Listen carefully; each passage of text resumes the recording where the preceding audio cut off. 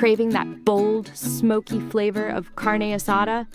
Whip up this homemade carne asada seasoning, ready in minutes, that tops any store-bought mix.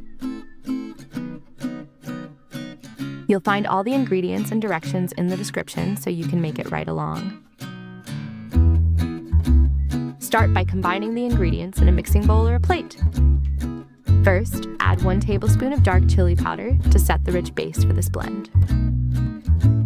Then follow up with 1 teaspoon of smoked paprika and 1 teaspoon of ground cumin. Next, grab 1 teaspoon of garlic powder and half a teaspoon of onion powder, along with half a teaspoon of dried oregano. Don't forget a 1/4 teaspoon of ground black pepper, and if you like a little heat, a 1/4 teaspoon of red pepper flakes works beautifully. Then add half a teaspoon of salt, half a teaspoon of brown sugar, and finally half a teaspoon of lime zest, or you can even use a 1/4 teaspoon of lime powder as a substitution for lime zest if you have it at home.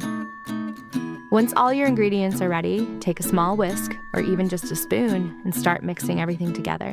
Make sure to stir really well until all the spices are evenly combined and there are no lumps left. The goal is a smooth, uniform blend where every pinch packs the perfect flavor.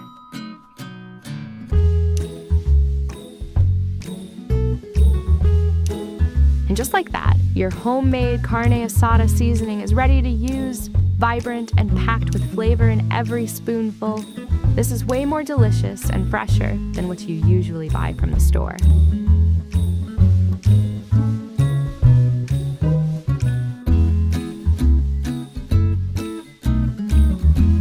If you're not using it right away, or you've got a little extra left, just transfer it to an airtight container and keep it in the refrigerator.